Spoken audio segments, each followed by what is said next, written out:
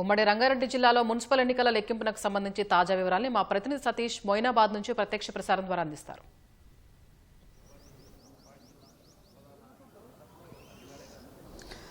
Right, Rangareddy జిల్లాకు సంబంధించి మున్సిపాలిటీలో 6 మున్సిపాలిటీలకు సంబంధించినటువంటి ఓట్ల లెక్కింపు కొనసాగుతుంది.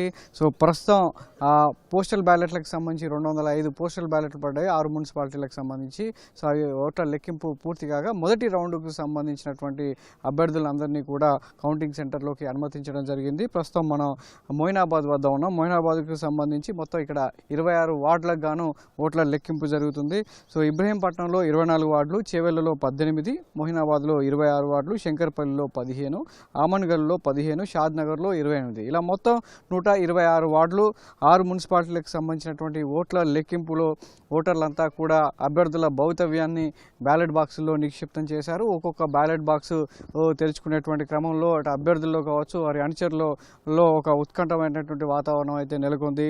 మొదటి రౌండ్లో మొయినాబాద్కు సంబంధించి 26 వార్డులకు గాను మొదటి రౌండ్లో 13 వార్డులకు సంబంధించినటువంటి ఓట్ల లెక్కింపు జరుగుతుంది. ఆ 13 వార్డుల అభ్యర్థులను లోపలికి అనుమతించారు. మిగతా వార్డులకు సంబంధించినటువంటి అభ్యర్థులు వారి ఏజెంట్లను అంతా కూడా బయట నిరీక్షిస్తున్నారు. ఒక్కొక్క వార్డు వారీగా వాళ్ళకి సంబంధించినటువంటి ఏజెంట్లను కావచ్చు వారందరినీ కూడా లోపలికి అనుమతిస్తున్నారు. సో మొత్తంగా ఈ రంగారెడ్డి జిల్లాలోని ఈ 6 మున్సిపాలిటీలకు సంబంధించి చూసినట్లయితే 126 వార్డుల్లో మొత్తం 437కు పైగా అభ్యర్థులు పోటీ చేశారు. అందులో కాంగ్రెస్ నుంచి 126 మంది, బీఆర్ఎస్ నుంచి 122 మంది, బీజేపీ నుంచి 109 మంది, ఇతరులు కూడా పెద్ద సంఖ్యలోనే ఉన్నారు.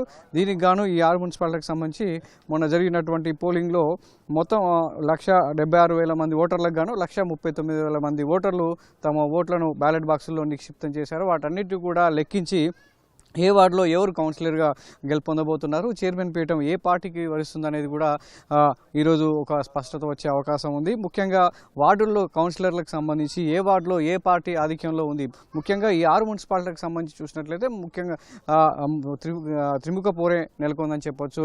సో గతంలో బీఆర్ఎస్లో గెలిచినటువంటి కౌన్సిలర్లు కాంగ్రెస్లోకి మారడం, కొన్ని చోట్ల ఆమన్గల్ లాంటి మున్సిపాలిటీకి సంబంధించి మొత్తం కూడా బీజేపీ గత మున్సిపల్ ఎన్నికల్లో బీజేపీ చైర్మన్ పీఠం కైవసం చేసుకోవడం, ఆ తర్వాత మిగతా సంబంధించి ఇబ్రహీంపట్నం అక్కడ బీఆర్ఎస్ గెలిచినా కాంగ్రెస్లోకి మారడం, ఇలా ఒక్కొక్క మున్సిపాలిటీకి సంబంధించి ఒక్కొక్క ఆసక్తికరమైనటువంటి విషయం నెలకొంది. సో మరి ఈ ఎన్నికలకు సంబంధించి ప్రధాన పార్టీల మధ్య ఇటు కాంగ్రెస్ కావచ్చు, బీఆర్ఎస్ కావచ్చు, అదేవిధంగా బీజేపీ కూడా గట్టి పోటీని ఇస్తుందని చెప్పొచ్చు. కాంగ్రెస్ అదేవిధంగా బీఆర్ఎస్ మొన్నటి వరకు ఈ రెండు పార్టీలకు సంబంధించి ఒక అంచనా ఉంది. కానీ పోలింగ్ రోజు జరిగినటువంటి పరిణామాల వల్ల అంచనాలు తారుమారయ్యే అవకాశం ఉన్నట్టుగా ఆయా సంబంధించినటువంటి అభ్యర్థులు కావచ్చు పార్టీలు భావిస్తున్నాయి.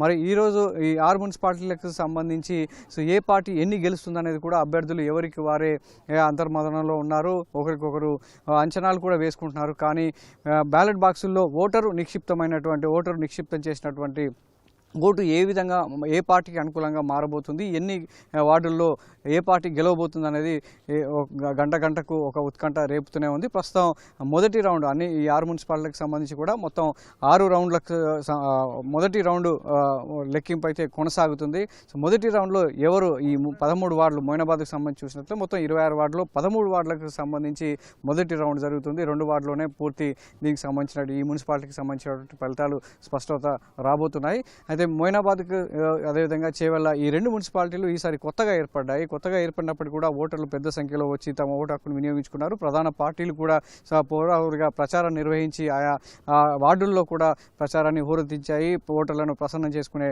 కార్యక్రమాలు ముమ్మరంగానే చేశాయి. కానీ ఈ 2 మున్సిపాలిటీలకు సంబంధించి చేవెళ్ళ చూసినట్లయితే గతంలో మేజర్ పంచాయతీగా ఉన్నప్పుడు అక్కడ కాంగ్రెస్ ఆధిక్యాన్ని ప్రదర్శించింది. అంటే అక్కడ పార్టీతో సంబంధం లేకుండా అక్కడటువంటి వ్యక్తిగత ప్రతిష్టను తీసుకుని అక్కడ మేజర్ పంచాయతీగా ఉన్నప్పుడు ఓటర్లంతా కూడా కాంగ్రెస్ వైపే ఉన్నారు. మరి ఇప్పుడు రాష్ట్రంలో కాంగ్రెస్ అధికారంలో ఉండడం, చేవెళ్ళ ఎమ్మెల్యే బీఆర్ఎస్లో గెలిచినటువంటి ఎమ్మెల్యే కాంగ్రెస్లోకి మారడం కూడా కొన్ని పరిణామాలు చోటు చేసుకున్నాయని చెప్పవచ్చు. మరి ఈ మున్సిపాలిటీకి సంబంధించి కొత్తగా ఏర్పడినటువంటి చేవెళ్ళ కావచ్చు, మొయినాబాద్కి సంబంధించి కాంగ్రెస్ ఎంతో ధీమాగా ఉంది. బీఆర్ఎస్ మాజీ మంత్రి సబితా ఇంద్రారెడ్డితో పాటు రంగారెడ్డి జిల్లా ఇన్ఛార్జ్ మంత్రి శ్రీధర్ బాబు కూడా ప్రచారం నిర్వహించారు. కానీ మొదట ఈ రెండు కాంగ్రెస్ బీఆర్ఎస్ కొంత అంచనా వేసినప్పటికీ ఓటింగ్ రోజు జరిగినటువంటి పరిణామాల నేపథ్యంలో మరొకసారి కాంగ్రెస్ ఈ 2 మున్సిపాలిటీలను కూడా కైవసం చేసుకోబోతుందని ఎవరికి వారే అంచనాలు ఉన్నాయి. సో మొత్తంగా ఈ 6 మున్సిపాలిటీకి సంబంధించి మొదటి రౌండ్ అయితే ఓట్ల లెక్కింపు కొనసాగుతుంది.